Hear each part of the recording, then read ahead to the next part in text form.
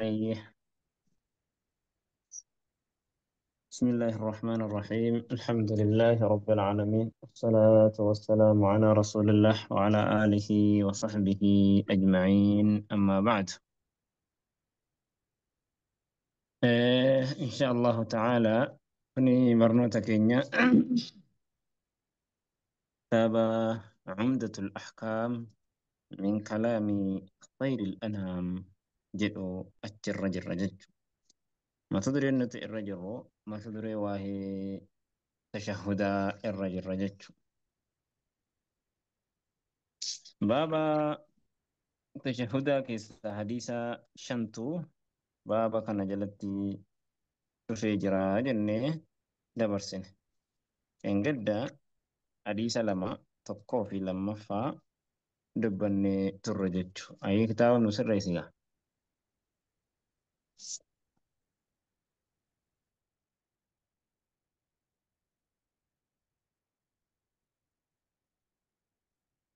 سنرى حديث سدفا مال جدا عن أبي هريرة رضي الله عنه قال أبي هريرة را حديث نقبا فمن ربي سرها جالة نجد كان رسول الله صلى الله عليه وسلم يدعو رسول ربي دانت كان كأته في صلاته صلاة إساء كيستي ويقول نجد اللهم إني أعوذ بك يا ربي أني سين إيجمة يوكا سين التم فد من عذاب القبر عذاب قبرير ومن عذاب النار عذاب إبدار ومن فتنة المحيا كنكي جرينياتي في والممات كان دؤار ومن فتنة أكثم كنكي المسيح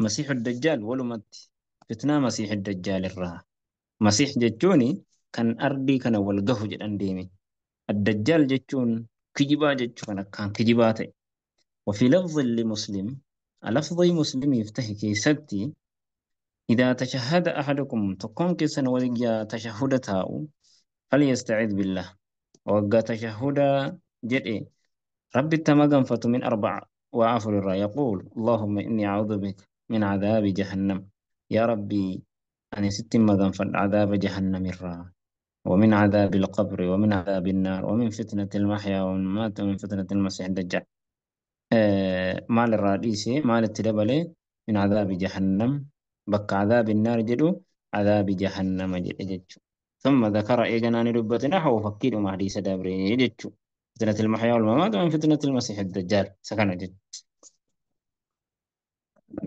آي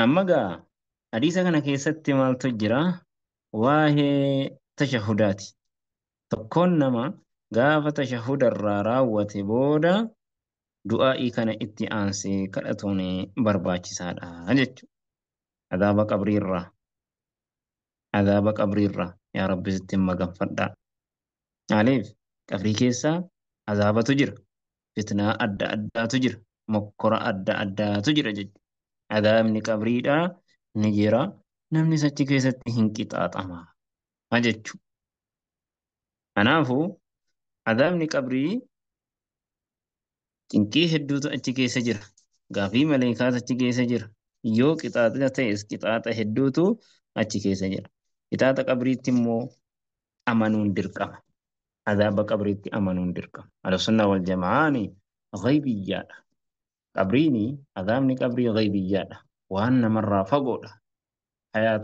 hayata barzakh jedhan eegalee akkasuma jalqaba ganda akhiraati achi dhannaan ol deebi'uun hin jiru gara duniyaatti abadan dhumteetti jireenya duniyaa jedha kanaafuu adaabni qabriidha beekamaadha mormuun hin jiru namni adaaba qabrii mormu ni kafaraa jechuudha ni kafara maaliif ija namarraa fagoodha osoo fakkeenyaaf achi keessee kaatee qabrii kan bantu taate gaafa namni awwaalee ka'ee bixiqqoosii irraa kan deebi'u ta'e miila tarkaanfii achi fudhate Maleekaan dhufanii ol kaanii gaafatiisan. Laakiin namticha sana bira osoo kan namni kan jiraatu ta'e immoo hoo hin argama. Abadan argamuu hin danda'u. Abaduu argamuu hin danda'u jechuudha. Subhaanallah. Nuti arguu hin dandeenyu. Laakiin inni waan biraa keessa jira. Jireenya biraa keessa jira. Akka sana. Haayye. Amma azaabni qabrii gaa walitti dhaabbataadha moo azaabni qabrii adda bahaadha? Yoo namtichi qixaaxumaan kaafira ta'u ta'e azaabni isaadha daa'im غير منقطع kan addaan cinne. Si galee akka sana jechuudha. Amma as keessatti azaabni qabrii kuni yeroo azabamu keessatti qaamarratti moo ruuhi irratti? Qaamarratti moo ruuhi irratti jennaani ruuhi irratti jedhan. Azaabni qabriidha kan jiraatu ruuhi irratti jedhan. Maaliif jennaani osoonii fi yeroo sana keessatti akkuma nama jedhe qabriin banamee ilaalame qaamni isaanii sun waa tokkollee hin tuqamne jedhan.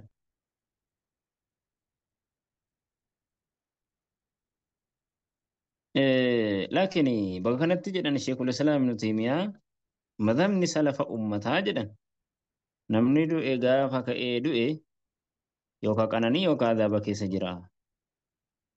Suni qananiin sunis azaabni sunis qaama isaatis ruuhii irrattis hin qabata. Diigalee ruuhiin eega qaamaan gargar baate yookaan qananii taati yookaan azabamtuu taati jedhan. Akka sana alaa kulli haal maal jechuu deemaree azaabni ala ruuhi wal jasad qaama irrattis ruuhi irrattis jechuudha. Asliin immoo jedhe Sheek Huseymiin Saalih Al-Huseymiin asliin immoo kan jiru jedhe dubbiin asliini annahu ala ruuh azaabni qabriidha ruuhi irratti jedhan. Subhaanallah. Akkasan azaaba kanarraa magafachuun kanaafuu barbaachisaa ta'e jechuudha. Fitnaa jiruu, fitnaa du'aatii fi fitnaa jiruutis. Diigalee fitnaan jiree waa tokko wanni lakkaa'amee dhumu hin jiru jechuudha. Mokkora duniyaa kana hunda isiirraa jechuudha. Akkasan akkasuma fitnaa masiixi dajjaalirraallee irraa magafatuun barbaachisaadha jechuudha. Masiixi dajjaal baniidhuma aadamirraa baniidhuma aadamirraa mokkoraaf rabbi isa kenne jechuudha. Masiix jechuun dachii keessa jarjarinaan kan deemu jechuudha. Akkaan kijibaa kan ta'e isa sana. Kanaaf akkas fitnaan masiix dajjaal akkaan jabaadha. Irraa rabbitti maganfachuutu barbaachisaadha. Rabbina janabata. An Abdullah ibn Amr ibn al-Aas. Abdullah ibn Amr ibn al-Aas irraa gabaafame. An Abi Bakr as-Siddiq radiyallahu anhu. أنه قال لرسول الله صلى الله عليه وسلم رسول ربي تنجد علمني نبرسي دعاء أدعو به دعائي ويكن التنكر في صلاتي في ست قال نجد قل جد اللهم إني ظلمت نفسي يا ربي أن لبوك يذلمي تنجرا ظلما كثيرا ظلمي هدوه ولا يغفر الذنوب وانجلا موهن أرارم إلا أنت سمالي اغفر لي نفرارم مغفرة أرارم من عندك سبتك رحمني رحمتنا أقول إنك أنت الرحيم أتي ما فرما ما قاد أجل طيب أما دعاء كنسي دعائي إبتين كأتنو جتشو صلاة كيس جتشوني إيغا تشهد بوداهي كأت إسا كنس دعائي كنسي تشهد بودا كأت جتشو amma gaa du'aa'iin as keessatti hangana hafiduu malee tashahuda booda du'aa'ii hedduu wahiitu jira jechuu ka kadhatamtu faayidaa duniyaa akhiraa achi keessatti kadhattaa jechuu akkasi.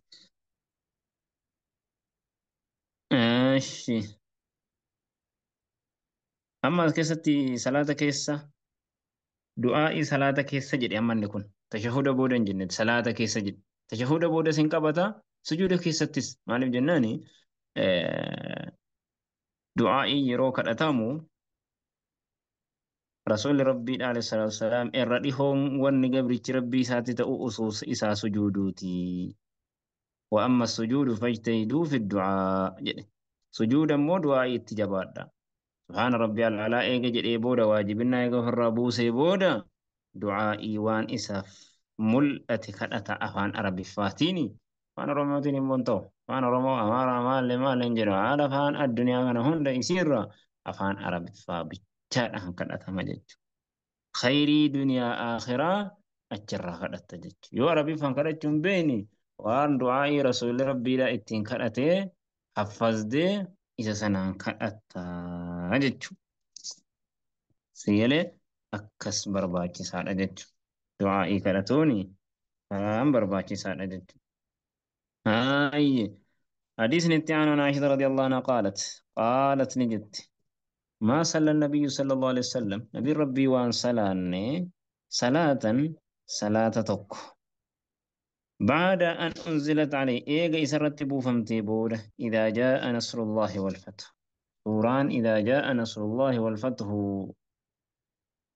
إيجا سرتبوا فمتي إلا يقول فيها يوسي كيسة تجد إمالي سبحانك يا ربي سنكل كل إساء اللهم يا ربي ربنا يا ربي كينيا وبحمدك فاروقتي والجنين اللهم اغفر لي يا ربي ناف أرارمي يا الله اغفر لي اللهم جتشو نسل إنسان يا الله جتشو يا الله جتشو حرفي نداءاتو الراقة جتشو بك يا سنة ميمين بوفمتي miimiin yaa harfiin nidaan sun darbamtee jedhan miimittiin boodarra jirtu kun bakka yaa'ii sana buufamte. Miimii kanaan jalqabuurra maqaa rabbiitu jalqabuu ta'u bareedaadha. Jedhan immoo Allahumma firlii ta'ee jedha. وفي لفظ قال النبي خان النبي صلى الله عليه وسلم نبي ربي يقول كجل في ركوع وسجود ركوع أساس سجود ساكسة سبحانك اللهم إن كل يا ربي ربنا يا ربي كني وبحمدك فاروكيتي وجين اللهم اغفر لي يا ربنا فأرارمي amma gaa nabiin rabbiidhaa waan salaanne salaata tokko jedhe nakiraadha jedhe salaatan jedhee nakiraadhaan fide jechuudha. Salaata naafilaas ta'ee fariidaas ta'ee sunnas ta'ee waajibas ta'ee jechuudha. Maaliif jennaani suuraan kun maali? إذا جاء نصر الله والفتح ورأيت الناس يدخلون في دين الله أفواجا ملتو أجلي وكاهو قضاء رسول ربي لا دوت رسول ربي لا إحاطو رتي أجلتي آية نجتشو أنا رسول ربي لا سبحان الله كان جدو كان هد ميسوت نجتشو قسم سبحان الله سبحانك اللهم ربنا وبحمدك اللهم اغفر لي ويقال في الركوع والسجود سجود كيسس ركوع كيسسي إنه مجد أما جتشو كسنا ammoo ruku'a keessa du'aa'iini waan rasuula rabbii irraa ruku'a keessatti kadhatama jechuudhaan dhufe malee hin kadhatamu. Ammoo sujuudni hoo ruku'ni mahallu ta'ziim bakka rabbitti guddisan sujuudni hoo mahallu du'aa iddoo du'aa'iitti kadhatanu jechuudha. Akkasigaa insha Allahu ta'ala asirratti raawwanna mata duree haaraadhaan walitti deebina. صلى اللهم وسلم وبارك على محمد وعلى آله وصحبه أجمعين